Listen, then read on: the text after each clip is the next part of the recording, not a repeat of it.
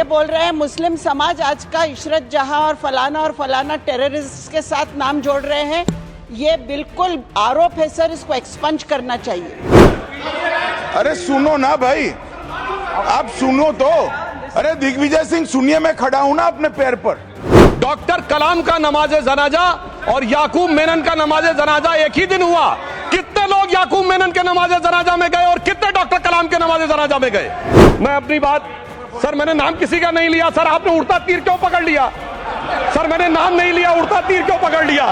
इंदिरा जी के जमाने में मुस्लिम पर्सनल लॉ बोर्ड आया, तो राजीव जी के जमाने में शाबानो केस आया, तो नरसिम्हा राव के जमाने में 95 का एक्ट आया, तो मनमोहन सिंह जी के जमाने में 2013 का एक्ट आया, मगर इलाज नहीं निकला। तो इसे एक शेर में कहूंगा कि मरीजे सेकुलर इश्क पर लानत खुदा की, मर्ज बढ़ता गया जो जो दवा की। अब मैं सभापति महोदय एक और बात कहना चाहता हूं। शुरू के 20-25 साल में मुस्लिम समाज के बारे में मैं कहना चाहता हूं। आज जब आजादी मिली तो मुस्लिम समाज के प्रतीक कौन थे? उस्ताद बिस्मिल्लाह खां, उस्ताद फरीदुद्दीन डागर, उस्ताद बड़े गुलाम अली, उस्ताद जाकिर हुसैन, जिनकी अभी कुछ दिन पहले डेथ हुई, बड़े बड़े नगमा निवार, हसरत जयपुरी, मजरूर सुल्तानपुरी, साहिर लुधियानवी, कैफी आजमी, जोश मलियाबादी, जिगर मुरादाबादी। अब सर क्या हो गया? तब मुस्लिम समाज इन अदब के शाहकारों के साथ जोड़ा जाता था। आज मुस्लिम समाज का नेतृत्व किन लोगों के साथ जोड़ता है? इशरत जहां, याकूब मेनन, मुख्तार अंसारी, अतीक अहमद, दाऊद इब्राहिम। कौन जोड़ रहा है ये? तब से सर, जब से ये सेकुलर हो गया देश 1976 से और सेकुलर सियासत शुरू हुई, उसने ले जाकर इनको इस मुकाम तक पहुंचाया। और इस वक्फ बोर्ड के बिल में भी जो बात कही जा रही है, सर मुस्लिम समाज को यह समझाया गया कि तुम्हें बीजेपी वालों को तुमसे बड़ी अदावत है, और कहा गया इनको बड़ी मोहब्बत है। जब यह देश आजाद हुआ, मैं उत्तर प्रदेश का रहने वाला हूं, उत्तर प्रदेश में 1931 की सेंसस में 8% रेट ऑफ डेथ थी और सैयद मुसलमानों में 24% थी। यूपी की ब्यूरोक्रेसी में 20% थे। आज कहां चले गए सब? मैं एक लाइन में कहना चाहूंगा, ये अदावत और मोहब्बत की सियासत में ऐसे फंसे कि किसी को किसी की मोहब्बत ने मारा, किसी को किसी की अदावत ने मारा, मगर इस शराफत अली को सेकुलर सियासत ने मारा। और मैं सभापति महोदय एक और बात कहना चाहता हूं कि चलिए बोलिए। Fauzia Khan, please one second, mike is there. Yes, ये बोल रहे हैं मुस्लिम समाज आज का इशरत जहां और फलाना टेररिस्ट के साथ नाम जोड़ रहे हैं। ये बिल्कुल आरोप है सर, इसको एक्सपंज करना चाहिए। ये समाज के साथ अन्याय है। ये बात आपको एक्सपंज करना होगा सर, ये बात को। एक honourable member, if you would carefully go through what Sudhanshu has said, I am sure you will appreciate his spirit. Just think for a moment. He has not cast any aspersions. Sudhanshu, go ahead. Time में जवाब दूंगा और उसके बाद ये हमारा सदन माने ना माने, जो देख रहे होंगे उनके लिए कहना चाहता हूं। Sir, doctor A P J Abdul Kalam. One second. काहे परेशान? Vaiko ji, honourable member, Vaiko ji, oh my God, Vaiko जी,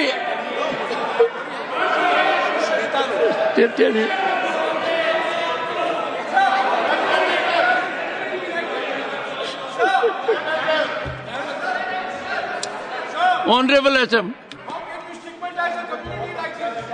को जी हिंदी समझ रहे हैं।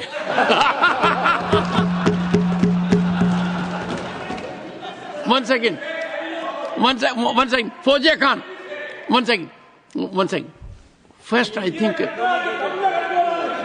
One second. सर क्या?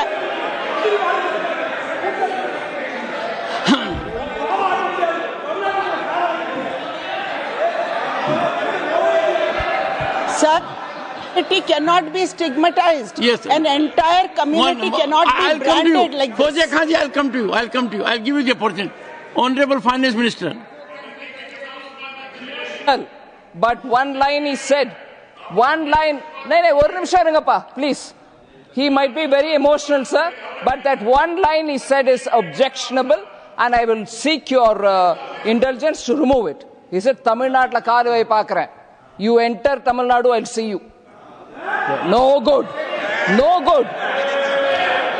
இல்ல தப்பது தப்பு சொல்லக்கூடாது. நீங்க அப்படி பேசுறது தப்பு. நீங்க அப்படி பேசுறது ரொம்பவே தப்பு.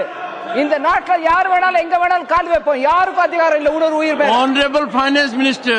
So sir, this have, is atrocious. You set foot in Tamil Nadu and take care. What is that language? We have a Home Minister after a long time who has brought about changes unthinkable. What he said, you can be fully assured. Yes, Honorable Home Minister. Yes, Jairam ji. Minister, Please.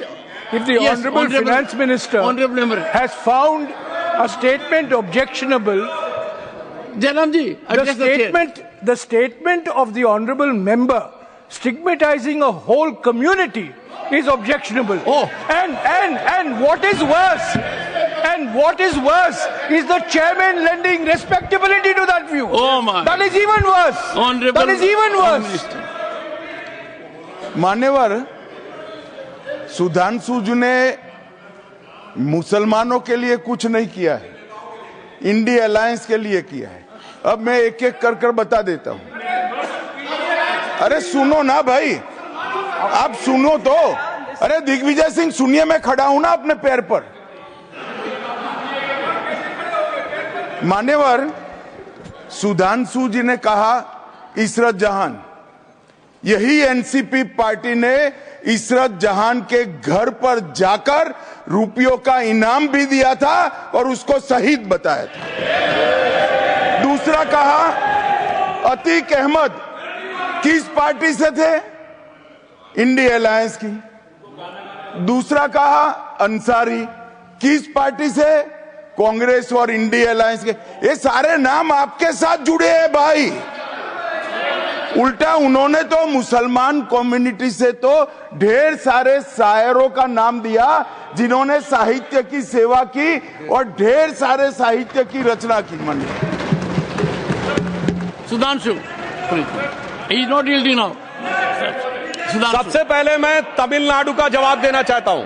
Yes. सभापति महोदय, तमिलनाडु से ही doctor A P J Abdul कलाम थे और मैं सारे सदन से कहना चाहूंगा, डॉक्टर कलाम का नमाजे जनाजा और याकूब मेनन का नमाजे जनाजा एक ही दिन हुआ. कितने लोग याकूब मेनन के नमाजे जनाजा में गए और कितने डॉक्टर कलाम के नमाजे जनाजा में गए? डॉक्टर कलाम मेमोरियल पे कितने लोगों की फोटो है? दिखाएं मुझे, सोशल मीडिया पे पोस्ट की हो. मगर अफजल हालात का मारा था, आपके एक मंत्री का ऑफिशियल ट्वीट है, वो इस सदन के सदस्य नहीं तो मैं नहीं बोल रहा हूं. याकूब मेनन की जुडिशियल किलिंग हुई, आपके एक नेता का, मिनिस्टर का ऑफिशियल ट्वीट है, सदन के सदस्य नहीं है इसलिए नहीं बोल रहा हूं. और सर 26/11 आरएसएस ने कराया, सदन के सदस्य बैठे हुए हैं. हाफिज साहब और सुनिए, जाकिर नायक शांति का मसीहा सदन में सदस्य बैठे हुए हैं. सर किसने जोड़ा? मैं नहीं कह रहा हूं जोड़ा, हमने किससे जोड़ा मैं बताना चाहता हूं. मैं अपनी बात, सर मैंने नाम किसी का नहीं लिया. सर आपने उड़ता तीर क्यों पकड़ लिया? सर मैंने नाम नहीं लिया, उड़ता तीर क्यों पकड़ लिया? सर मैं पूरी बात करूं. सर मैं कहना चाहता हूं, हमारी सोच मुस्लिमों के बारे में और इनकी सोच में क्या अंतर है. देखिए, जिन लोगों ने मुस्लिम हिस्ट्री नहीं पढ़ी उन्हें मैं बताना चाहता हूं. एक दो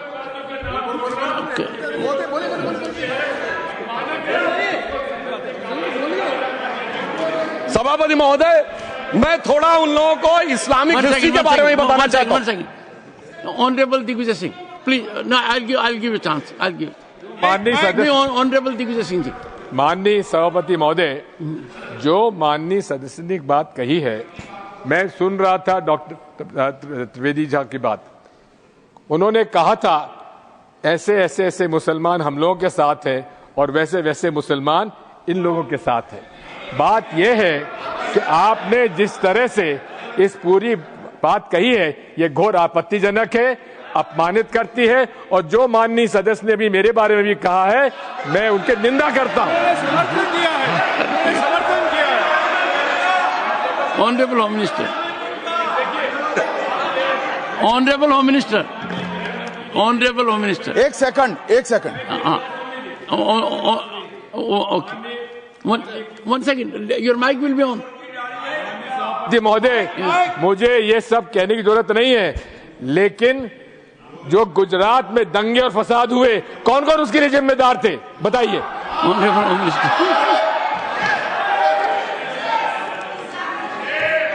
मान्यवर, मैं ध्यान से बारीकी से पूरे संवाद को सुन रहा हूं।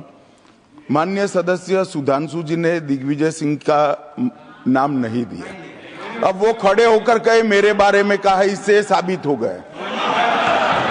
और अभी भी मौका है, अभी भी मौका है। आपने नहीं कहा है कि 26/11 के हमले में आरएसएस का हाथ था, तो अभी खड़े होकर माइक चालू कराकर बुलवा दीजिए। माननीय, और आपत्तिजनक बात है, मैंने ये बात कभी नहीं कही है, ये आप लोगों का प्रचार है। मेरी आपत्ति इस बात की थी कि सभी माननीय सदस्य ने और बात कही है कि अब हमारे तरफ ऐसे ऐसे मुसलमान थे और वैसे वैसे मुसलमान हम लोग की तरफ थे। ये पूरे समाज के साथ, पूरे अल्पसंख्यक समाज के साथ अपमानजनक बात है।